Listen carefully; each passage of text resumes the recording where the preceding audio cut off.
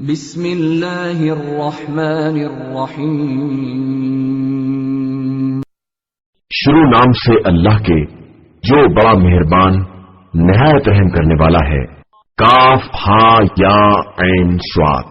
یہ زکریا کے ساتھ تمہارے پروردگار کی مہربانی کا ذکر ہے جب انہوں نے اپنے پروردگار کو دھیمی آواز سے پکارا، کہا کہ پروردگار میری ہڈیاں کمزور ہو گئی ہیں اور میرا سر بڑھاپے کی آگ سے بھڑک اٹھا ہے، اور میں تجھے پکارنے سے کبھی محروم نہیں رہا ہوں، اور مجھے اپنے بعد اپنے خاندان والوں سے خطرہ ہے، اور میری بیوی بانچ ہے، تو اب مجھے ایک ایسا ولی اور وارث عطا فرما دے جو میرا اور آل یعقوب کا وارث ہو، اور پروردگار اسے اپنا پسندیدہ بھی قرار دے دے۔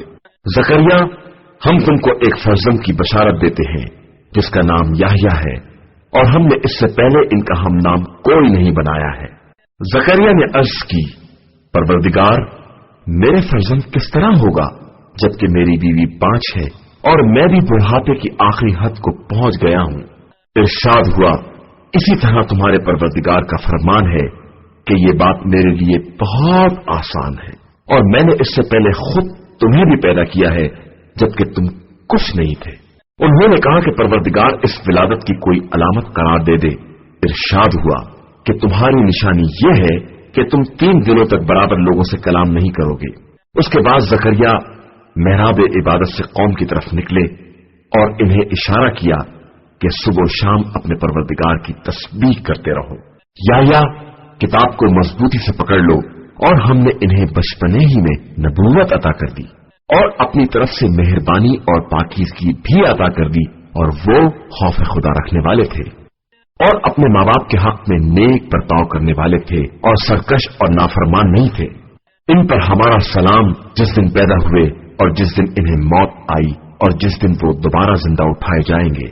اور پیغمبر، اپنی کتاب میں مریم کا ذکر کرو کہ جب وہ اپنے گھر والوں سے الگ مشرقی سمت کی طرف چلی گئی اور لوگوں کی طرف پردہ ڈال دیا، تو ہم نے اپنی روح کو بھیجا جو ان کے سامنے ایک اچھا خاصا آدمی بن کر پیش ہوا۔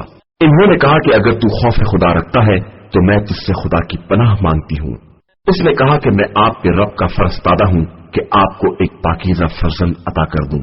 انہوں نے کہا کہ میرے یہاں فرزند کس طرح ہوگا جبکہ مجھے کسی بشر نے چھوا بھی نہیں ہے اور میں کوئی بدکردار نہیں ہوں۔ اس نے کہا کہ اسی طرح آپ کے پروردگار کا ارشاد ہے کہ میرے لیے یہ کام آسان ہے، اور اس لیے کہ میں اسے لوگوں کے لیے نشانی بنا دوں اور اپنی طرف سے رحمت قرار دے دوں، اور یہ بات طے شدہ ہے۔ پھر وہ حاملہ ہو گئی اور لوگوں سے دور ایک جگہ چلی گئی۔ پھر وضع حمل کا وقت انہیں ایک کھجور کی شاخ کے قریب لے آیا، تو انہوں نے کہا کہ اے کاش میں اس سے پہلے ہی مر گئی ہوتی اور بالکل فراموش کر دینے کے قابل ہو گئی ہوتی۔ تو اس نے نیچے سے آواز دی کہ آپ پریشان نہ ہو، خدا نے آپ کے قدموں میں چشمہ جاری کر دیا ہے، اور خرمے کی شاخ کو اپنی طرف ہلائیں، اس سے تازہ تازہ خرمے گر پڑیں گے۔ پھر اسے کھائیے اور پیجیے اور اپنی آنکھوں کو ٹھنڈی رکھیے۔ پھر اس کے بعد کسی انسان کو دیکھیے تو کہہ دیجیے کہ میں نے رحمان کے لیے روزے کی نذر کر لی ہے، لہذا آج میں کسی انسان سے بات نہیں کر سکتی۔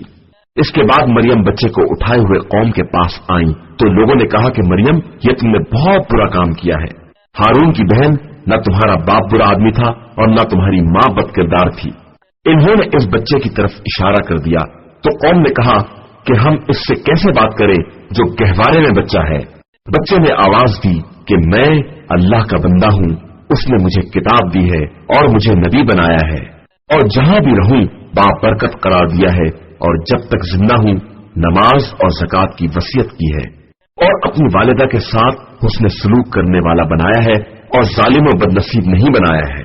اور سلام ہے مجھ پر اس دن جس دن میں پیدا ہوا اور جس دن مروں گا اور جس دن دوبارہ زندہ اٹھایا جاؤں گا۔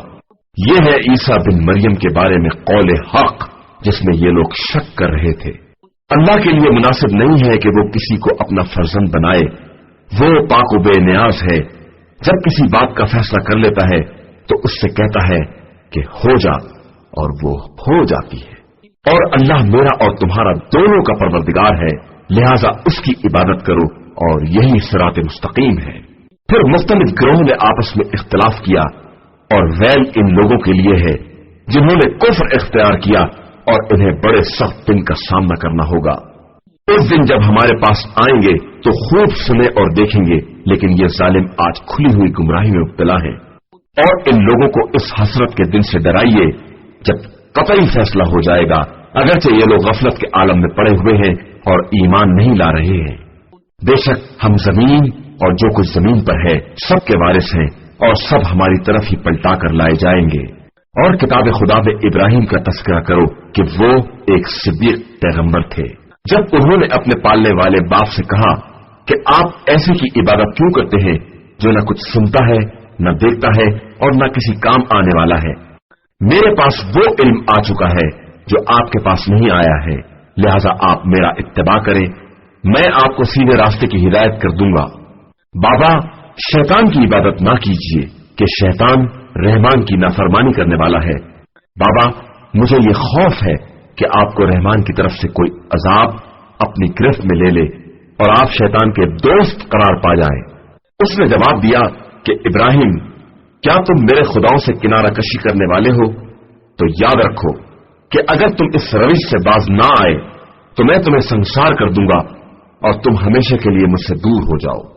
ابراہیم نے کہا کہ خدا آپ کو سلامت رکھے، میں عنقریب اپنے رب سے آپ کے لیے مغفرت طلب کروں گا کہ وہ میرے حال پر بہت مہربان ہے، اور آپ کو آپ کے معبودوں سمیت چھوڑ کر الگ ہو جاؤں گا اور اپنے رب کو آواز دوں گا کہ اس طرح میں اپنے پروردگار کی عبادت سے محروم نہ رہوں گا۔ پھر جب ابراہیم نے انہیں اور ان کے معبودوں کو چھوڑ دیا تو ہم نے انہیں اسحاق و یعقوب جیسی اولاد عطا کی اور سب کو نبی قرار دے دیا، اور پھر انہیں اپنی رحمت کا ایک حصہ بھی عطا کیا اور ان کے لیے صداقت کی بلند ترین زبان بھی قرار دے دی۔ اور اپنی کتاب میں موسیٰ کا بھی تذکرہ کرو کہ وہ میرے مخلص بندے اور رسول و نبی تھے، اور ہم نے انہیں کوہ طور کے داہنے طرف سے آواز دی اور راز و نیاز کے لیے اپنے سے قریب بلا لیا، اور پھر انہیں اپنی رحمت خاص سے ان کے بھائی ہارون پیغمبر کو عطا کر دیا۔ اور اپنی کتاب میں اسماعیل کا تذکرہ کرو کہ وہ وعدے کے سچے اور ہمارے بھیجے ہوئے پیغمبر تھے، اور وہ اپنے گھر والوں کو نماز اور زکوٰۃ کا حکم دیتے تھے اور اپنے پروردگار کے نزدیک پسندیدہ تھے۔ اور کتاب خدا میں ادریس کا بھی تذکرہ کرو کہ وہ بہت زیادہ سچے پیغمبر تھے، اور ہم نے ان کو بلند جگہ تک پہنچا دیا ہے۔ یہ سب وہ انبیاء ہیں جن پر اللہ نے رحمت نازل کی ہے، ذریت آدم میں سے اور ان کی نسل میں سے جن کو ہم نے نوح کے ساتھ کشتی میں اٹھایا ہے، اور ابراہیم و اسرائیل کی ذریت میں سے، اور ان میں سے جن کو ہم نے ہدایت دی ہے اور انہیں منتخب بنایا ہے کہ جب ان کے سامنے رحمان کی آیتیں پڑھی جاتی ہیں تو روتے ہوئے سجدے میں گر پڑتے ہیں۔ پھر ان کے بعد ان کی جگہ پر وہ لوگ آئے جنہوں نے نماز کو برباد کر دیا اور خواہشات کا اتباع کر لیا، بس یہ عنقریب اپنی گمراہی سے جا ملیں گے، علاوہ ان کے جنہوں نے توبہ کر لی، ایمان لے آئے اور عمل صالح کیا کہ وہ جنت میں داخل ہوں گے اور ان پر کسی طرح کا ظلم نہیں کیا جائے گا۔ ہمیشہ رہنے والی جنت جس کا رحمان نے اپنے بندوں سے غیبی وعدہ کیا ہے، اور یقیناً اس کا وعدہ سامنے آنے والا ہے۔